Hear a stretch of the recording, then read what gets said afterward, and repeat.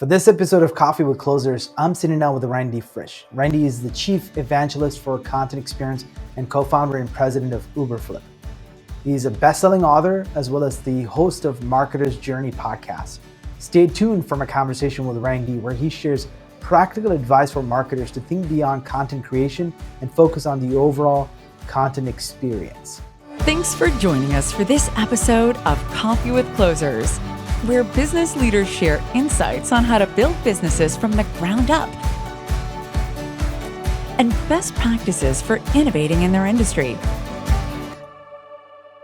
Hey, Randy, I'm super excited to have you join me for this episode of Coffee with Closers.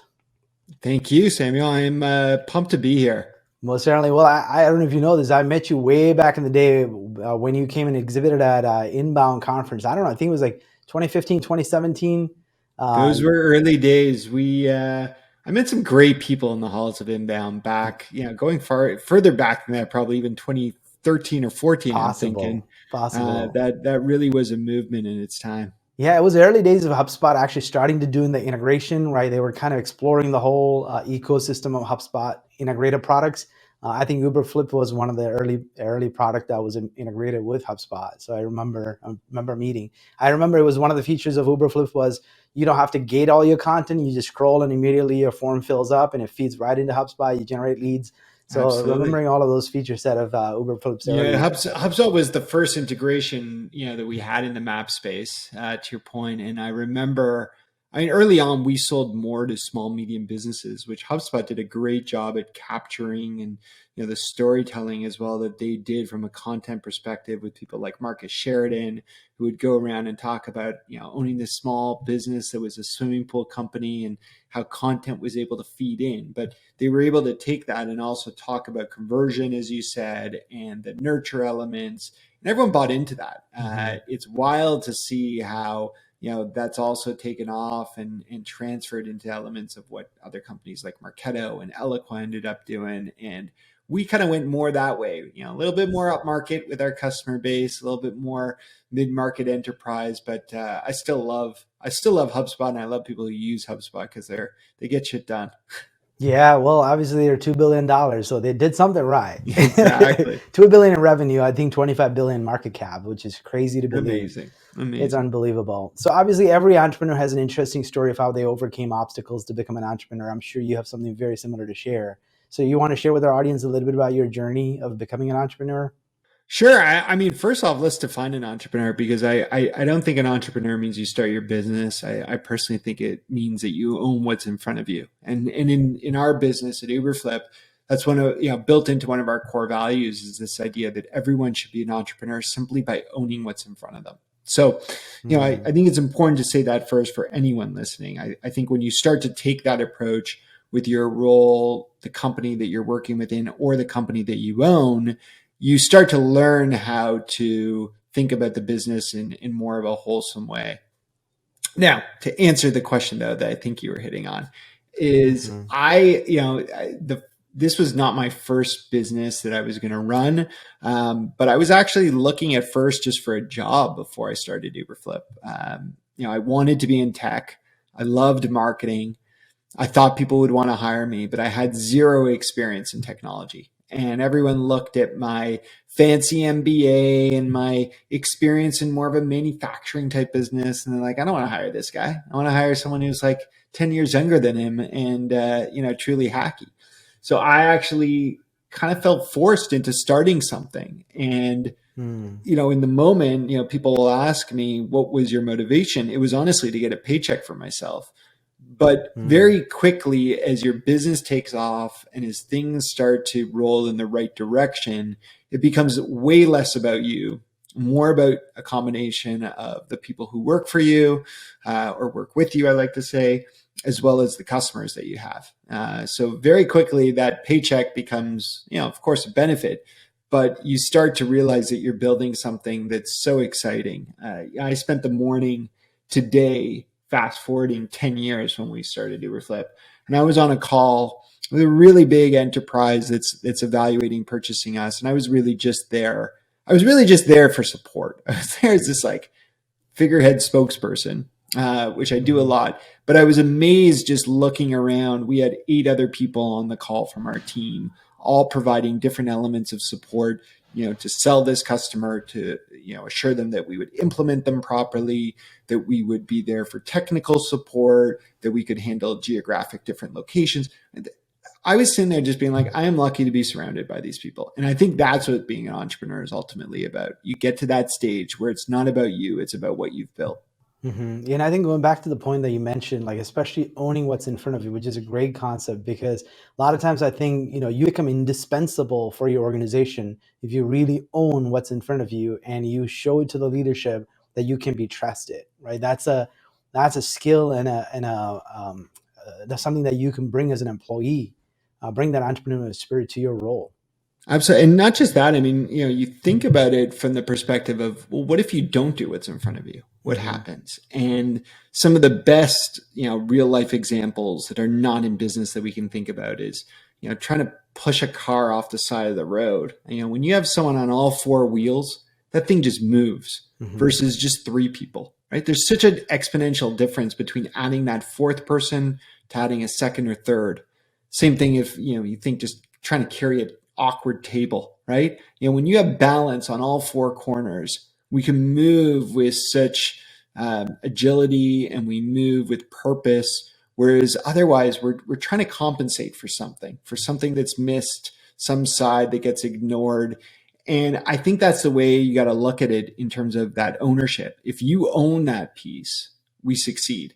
You have organizations switching it to a business lens where sales is rocking it and products rocking it and HR is rocking it. But if marketing's not, well, then sales is sitting there and they don't have enough to eat, or vice versa. Marketing's rocking it, sales is not. I'm not pointing fingers at anyone here, but the idea is everyone's got to own for a company to scale. Yeah, ownership. So obviously, you started your career in B2C world, working for one of the giants, Rubbermaid, and then how has that prepared you to go and start a tech company, and especially a product company that's talking about content marketing, right? A content experience platform. Where did that idea even come about? Well, I wouldn't say that it came directly from a B2C space. It came more from having marketing roles myself. I wanted to be a marketer from I kid the day I was born, but more likely when I started to watch Super Bowl commercials and realized the production value in these things. Somewhere along the way, Super Bowl commercials became B2B marketing. I don't know how that happened, a little less sexy. But, when I look back on that transition and getting there, one of the things that I was great at early in my career was taking technology that was built for the average person and just using it for everything it was made to do. So the simplest example that many of us, not all of us, but some of us can recognize is you're that PowerPoint whiz, right? Whether that was in university, whether that was in your first job, you were that person that people knew how to create something that just came to life. Mm-hmm. And the reality was, like, PowerPoint came and it solved these problems that people tried to do in solutions like Flash. And it was really bulky and maybe the odd person knew what to do there, but it wasn't built for the average user. And if you compare that to what we ended up creating in Uberflip, I had a very similar problem, not the ability to create slides. I used PowerPoint and eventually Google Slides for that, of course. But my pain point was more around this element of how do I get things onto the web? How do I connect a campaign that I'm running with a destination that is truly tailored to what I'm trying to do? And what I was finding, even in that first role that I had in a B2C world, it was I was at the mercy of others, right? I had all these ideas, but I couldn't build for the web. I couldn't code, had no HTML experience. I still don't know how to even, write HTML today, JavaScript, whatnot. But I knew what I wanted on that page. And that was really this mindset of how do we make this easier for a no-code, low-code experience for the modern day marketer who needs to respond to changes in the market on the fly. Now, I'll be honest, I never thought that we would get quite to the level that we're even at today, yet alone where we may go in terms of expectations. Because if you just go back 10 years ago, we were talking about maybe trying to, tailor to a persona. Whereas today, as you know, trends like account-based marketing, we are tailoring down to the specific account. Hmm. Yeah, I mean that's a big evolution, and I think what you just said about making that non-technical marketer do their job better without having to depend on other people, which is kind of similar to what HubSpot was preaching in the early days. We are this platform, all-in-one solution for the non-technical marketer. So you don't have to go get an HTML or developer or designer to build a landing page or launch an email campaign. I think there's so many products came out of that one persona that you just described. Absolutely. There's solutions that I use every day. I mean, you talked about marketing automation platforms, whether it's HubSpot or Marketo or others. You talk about solutions like Canva. I love Canva. Mm-hmm. I live in that tool. Yeah. It's amazing. I think we valued it a Or couple even $1 billion, right? I think Adobe yeah, offered to buy it, or did Adobe buy it? I think Adobe ended up buying it. I don't know, but I'm still using it and I'm Yep. loving it. And, similarly, I mean, for those who are just listening to this now, I mean, we're producing this podcast, which is really a marketing activity. It's a solution called Riverside, which you use. I use for my podcast as well. There's other great solutions out there too, like Zencaster and whatnot. But these all came from this idea of we don't need a whole crew in the background pulling buttons and turning knobs. We just need a way to connect and get content created, get content posted in an expedited way because we need to respond to customers in the moment. Mm-hmm. Most certainly. Which brings me to kind of the content marketing arena, questions around that. So obviously, when you started Uberflip, I don't think you really even knew you were creating a category, because Uberflip is the content experience platform, right? So did you even know that you were creating a category in the process of building that company? Uh, so I'll be honest, at first I didn't want to. Mm-hmm. And I learned pretty quickly that it would be tough to build a category. We ended up doing so. Spoiler alert, we're fast forwarding here. And I'll tell you how that came to be perhaps. But if you go back to the beginning, interestingly enough, we were talking about Inbound, the HubSpot event. Inbound, as much as HubSpot itself didn't really help you with content. Mm-hmm. When you think about what No. HubSpot did, it was an a email good marketing platform. platform. But they really pulled people in with this understanding to bring people to your website and convert them on your website through content. So companies like HubSpot with Inbound, groups like the Content Marketing Institute, headed by Joe and Robert over there, some great pioneers got us to realize that content was really key to pulling people to our site and also eventually nurturing people through an entire buyer journey. But with like a lot of new trends, we hear a trend and we look to solve the first problem, and that's not a bad thing. It's a logical approach. Let's park content for a moment and think about account-based marketing. Account-based marketing came out. First thing we wanted to solve was, how do I find the right accounts? Mm-hmm. So solutions like Demandbase and 6 Sense and others helped us understand how to do ABM, but really just how to do the basics of ABM. And eventually they expanded to be able to help you send ads out and things like that. If we come back to content, the first problem that we all had once we heard, HubSpot talk about Inbound and CMI talk about content marketing was, how am I going to create all this content? Mm-hmm. And for right or wrong, the term content marketing became highly aligned with content creation. If you look at some of my favorite definitions of content marketing, they actually come from Content Marketing Institute, and they don't touch very much on creation. They talk about creation, but also distribution and putting that right content in front of the right buyer at the right time. Not in those exact words, but that's the essence. But we, in many ways, didn't necessarily align that with elements like the technology that's out there or even the job titles. I mean, think about in your organization, the content marketer. The first association you probably have is someone who knows how to write really well or create great videos, but not necessarily someone who understands how to tailor a buyer journey, someone who understands how to connect that content to the right channel at the right time. That's a huge shift. So, back to your question, Samuel, which was, did we think we were going to create a category? We didn't want to. In fact, we spent probably, I'd say the first 2 to 3 years after we launched Uberflip, we tried to get people to broaden the definition of content marketing. We wanted them to associate content marketing, not just as creation, but also the things you had to do to build a better experience, to distribute the content you have, to analyze the content that's out there. That was our first goal. And we just kept hitting a brick wall. People just kept saying, well, how do you compare to Kapost, Contently, NewsCred? These were big companies in the moment who were raising a lot of capital to help with workflow to create content. And we eventually realized that we were going to struggle to break through trying to sell against that keyword when, first of all, we had competitors who did not even the same thing as us, right? It wasn't even a share of wallet argument. It was a share of mind argument. And then we even had the wrong buyer at the table, right? Content marketers weren't the ones that were going to buy from us, because what we did was we helped package that content. Once it was done, we helped them get it on their site, into their campaigns.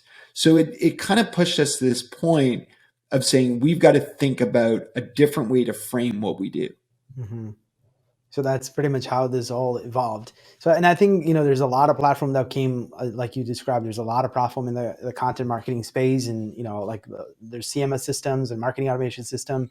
And like you said, the content delivery or content experience platforms, all of those things came about. And as marketers, thinking about content production and promotion, most of the energy is usually spent on the production aspect of it, but very less energy and budget is spent on the promotion and distribution aspect of it. So what kind of practical advice do you have for providing the best experience and also making sure that people are seeing the content you're producing? Because you give up on content marketing very quickly when it doesn't really produce the outcome you're looking for, which is conversion and sales and deals.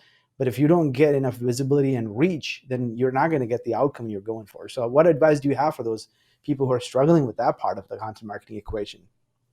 Yeah, it's a great question. And, I'll throw a fun story or fun daydreaming experiment for everyone listening to this, because everyone's listening probably either on YouTube or Spotify or something like that. So assuming you're in a safe place, even close your eyes for a moment. And I want you to think about drinking a beer. All right. And honestly, you can close your eyes. It's okay to do it with this. And, if you don't like beer, by the way, you can sub in a pina colada or something like that. But imagine having that drink in your basement, right? You're fixing something on the weekend. You're sipping the beer, in between breaks. And that beer, say it's a Corona or a Heineken, it tastes great, right? It always tastes great because it's the same recipe every single time. And we know what we're getting. But now I want you to open your eyes and imagine that you're on a beach, right? Instead of being in the basement, you're on a beach and that you're drinking that same bottle of beer, right? But now close your eyes again and envision some of these elements that are different. You've got the waves, you've got the heat, you got music playing somewhere, you got beautiful people all around you, and you got that sweat dripping down the bottle of beer. There's something about the beer that tastes different in that moment. Again, it's the exact same contents inside of that bottle, right? It tastes the same, but it doesn't. It tastes better. And as a result, we consume more of it. What's the content in that bottle never changes, whether you're in your Chicago basement, Samuel, or whether you're on the beach in Costa Rica. But we want more of it. And that's all because of the environment around us. So back to content, we can write the most amazing blog post, create the most amazing video. But if we put it in a bad container, if we put it out of context, if we give it to someone when they don't want it, then they're not ready to consume it. They're not going to ask for that next piece, right? So we have to do a good job at getting someone to understand that our content is surrounded by other content that's going to be valuable to them. And that's the first element. That also leads us into the second bit of advice I have, which is structure. It's one thing to ensure that the environment, the layout, the design of the page for that content is great. But the other analogy that we can all remember is how painful it was to go to Blockbuster, right? Going to some of us may remember this. Some of us, we may be too young. They're already out of business. I'm dating myself a bit here. But you used to go to Blockbuster. You had to go up and down these aisles, and it was painful, truly painful, because you kind of knew what you were looking for, But unless it was a new release, like if it was a new release and I want to watch Big by Tom Hanks, I knew it was going to be far left, second rack in because it was alphabetical. But if I wanted to watch Forrest Gump and Forrest Gump wasn't new, I don't know. Is it an action? Is it a drama? Is it a comedy? I honestly don't know the answer to this question because Blockbuster no longer exists. I don't know where they'd keep it. But the point was we didn't know where to find the content that we were looking for. You fast forward to obviously Netflix has displaced Blockbuster for many things that it did well. But the most compelling thing it did was structure content in a way that made it easy to find. I mean, today Netflix has tens of thousands of pieces of content. But when I log in or you log in, Samuel, or my 14-year-old logs in or my 10-year-old logs in, we all get very different experiences, one versus the next. And that is, that really gets us to realize the importance of putting the right content in front of the right buyer at the same time.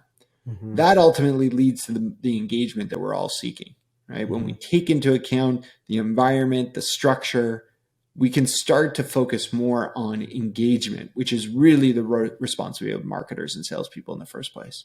So in terms of promotion, are there any practical, apart from, because most of the quick answer is, well, you got to build an email list and email those people, or you got to spend money on ads or hope that Google will rank your organic blogs and then you get some traction and people are looking for your content and that they're going to stumble across. But from your experience, having built a company and helping other companies create that content experience, what have you seen really working practically for getting the reach these content pieces need?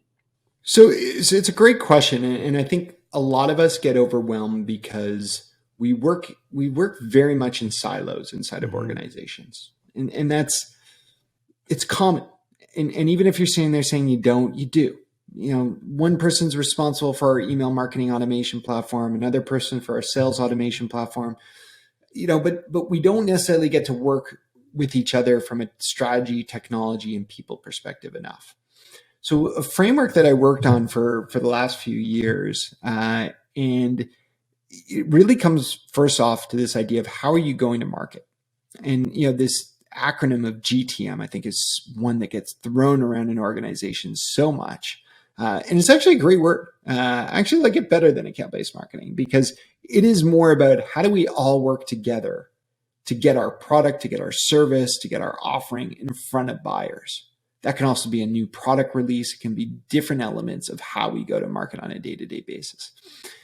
And there's three elements for me that I try and think about that are not just purely content-based, to be clear, but get us to ultimately thinking about content as the last step. The first is to be able to identify, right? Identifying the right buyers or accounts that should be buying from you. We do this ultimately with a big investment in data. So, we've talked about the importance of a marketing automation platform to understand buyers' behaviors. These days, there's also great intent platforms. There's, solutions like 6 Sense or Demandbase or Rollworks, Terminus. You've also got CDPs out there, the solutions like Twilios of the world that have invested in their product segment.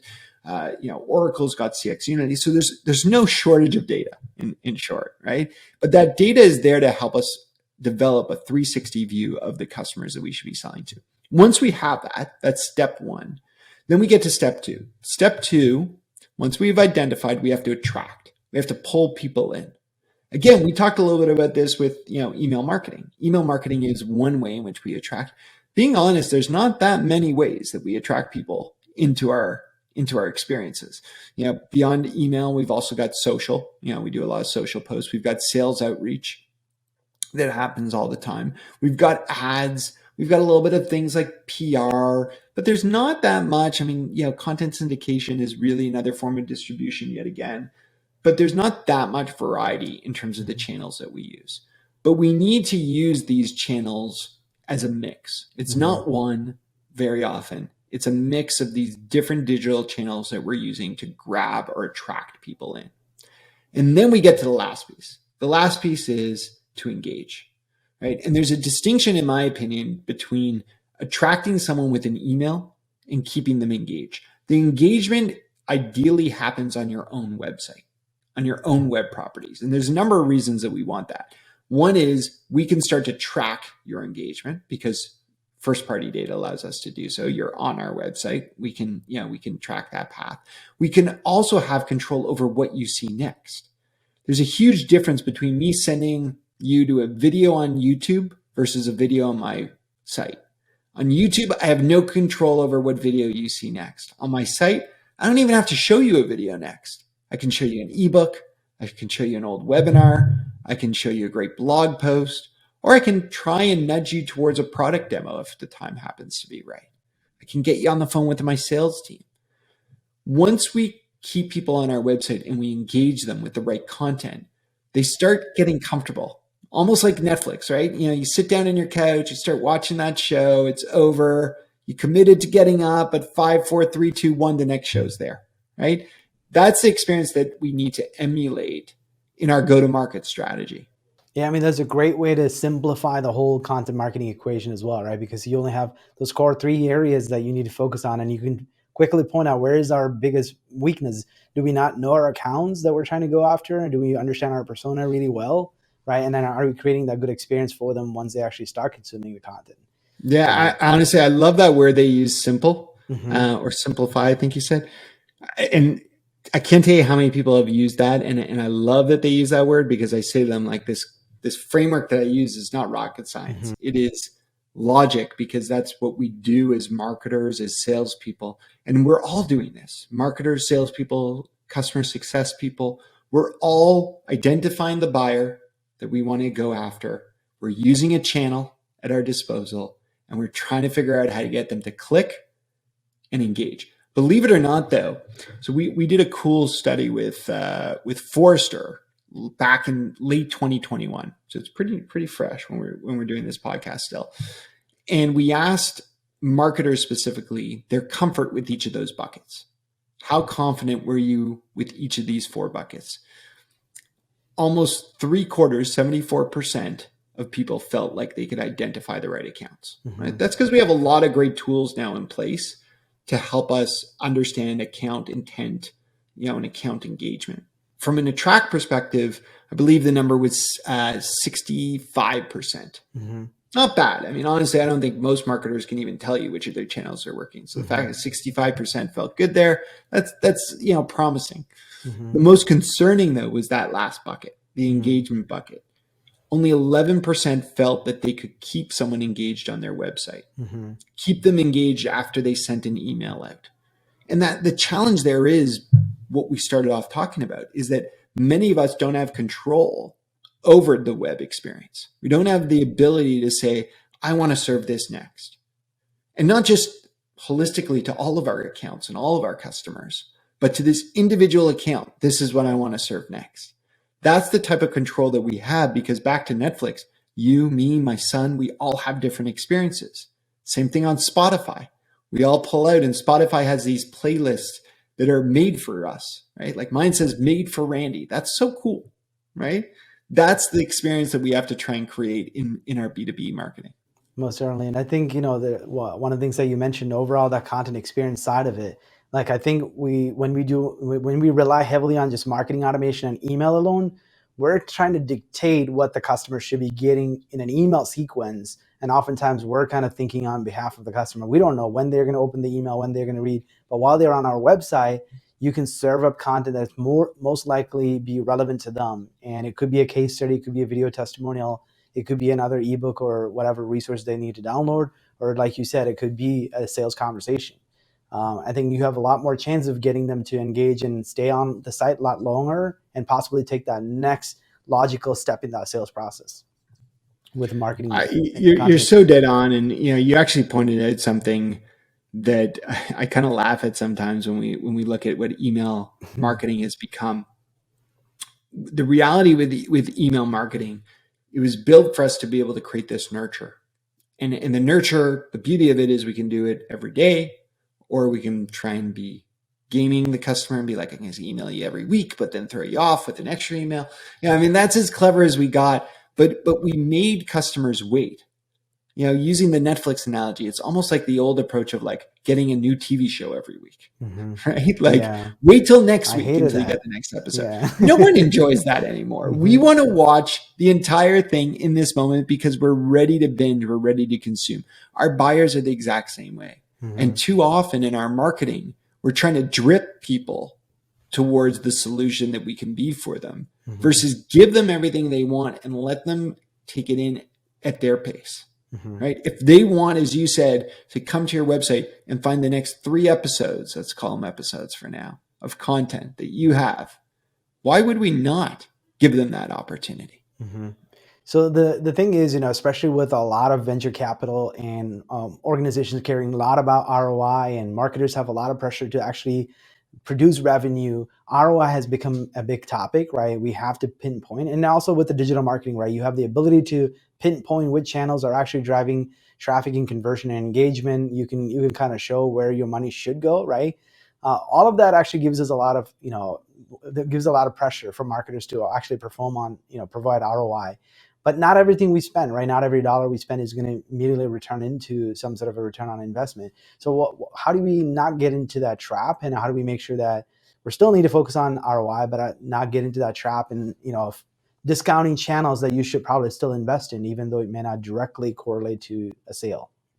It's a great question. So first off, I'm going to give you 2 answers to the ROI piece. And they're both very different because depending on the marketer or go-to-market team you're chatting with, they're going to look at this a little bit differently. One is, can I actually attribute my efforts, as you said, to some sort of pipeline or revenue metric? And that's really important, especially for your VC or your big investor or just your board. They want to understand that the dollars you're pouring in are having an impact on your ability to generate the goals that you're after, because otherwise we're flushing money down the toilet as far as they're concerned. So it's really important that as someone hits each of these pages of content that you have, that you can attribute that back into a system of record to show that progression. That could be your marketing automation platform. That could be your CRM. There's different tools out there, even in the intent world, that allow us to somewhat, trace back engagement. But that all starts with making sure that you can control that experience. And to do that, you need to bring them to your website where you can put that cookie in place. You can get them to opt in by building trust, and you can start to understand their progression. So that's part one. Once you have that, you can start to look at, okay, this asset influenced this much revenue, or even converted or generated this initial touch point. So that's a really important piece. The other piece that I want to come back to is just the speed to market. And this wasn't my own thought.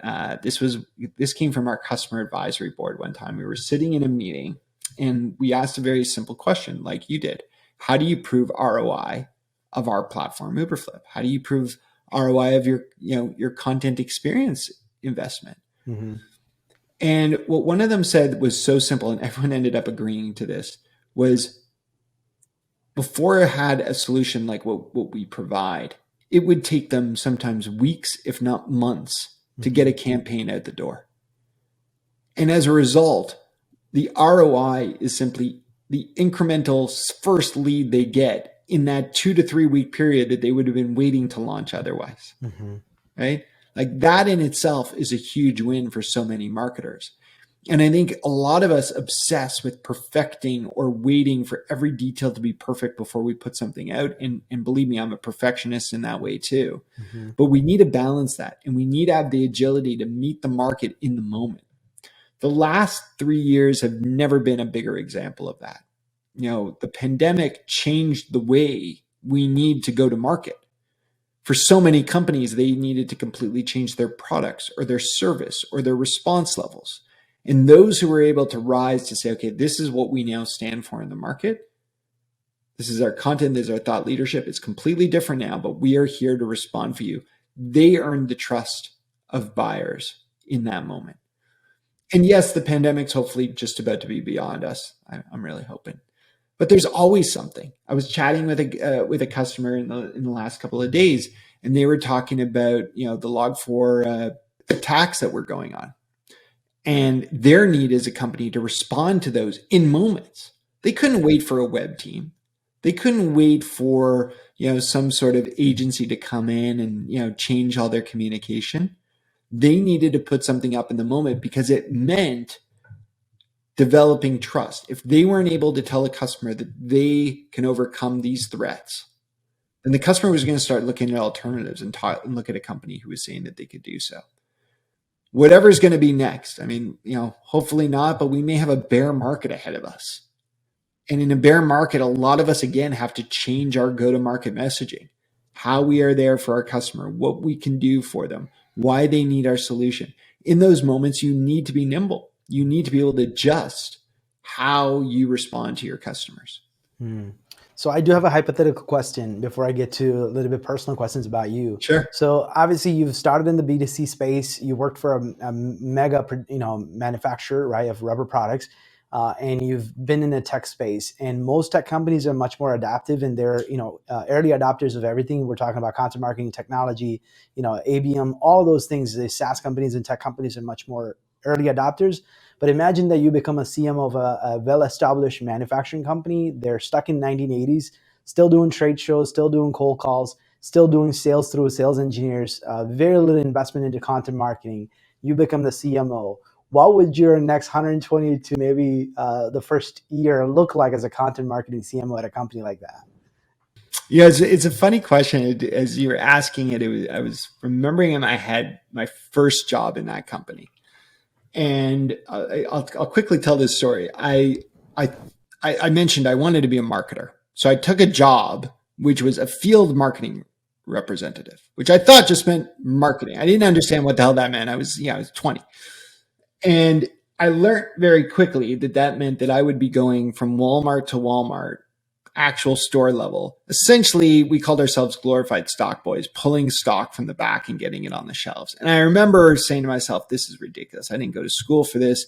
This isn't marketing. But what I gained from it was a true understanding of what worked at store level. I had conversations with customers as to what they liked about our products and what they hated about our products.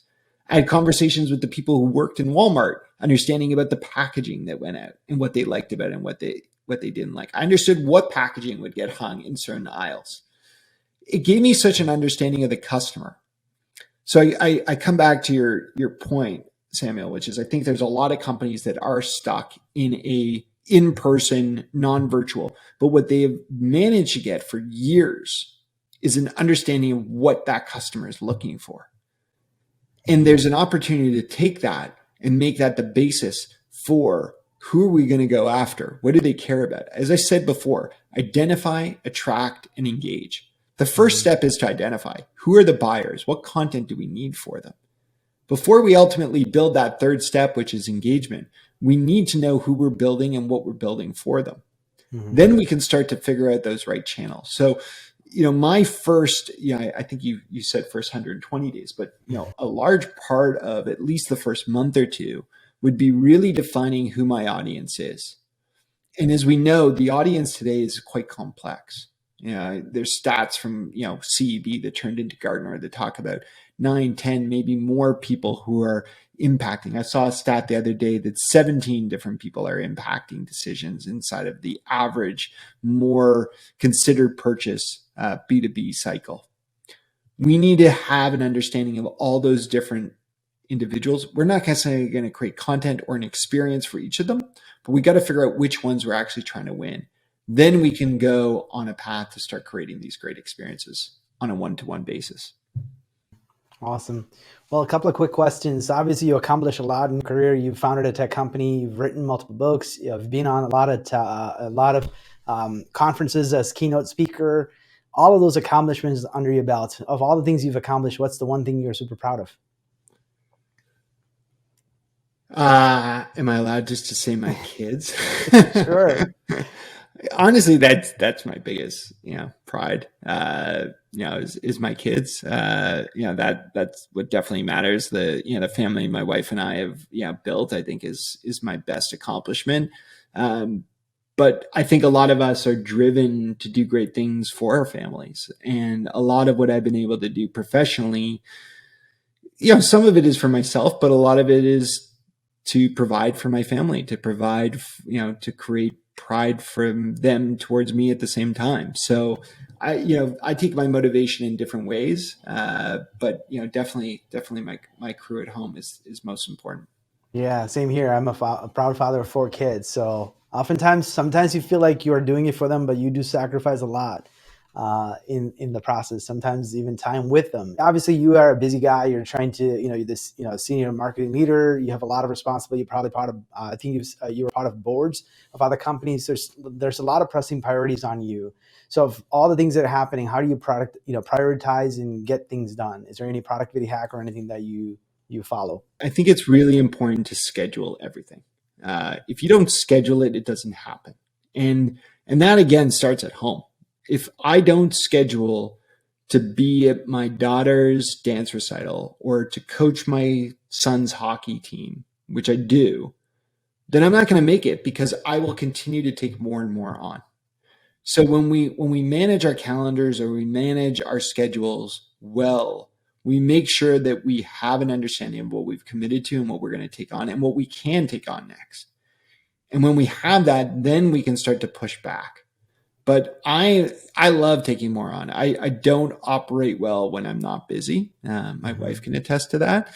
But, so I think it's really about scheduling in so that you can be aggressive in terms of what you take on.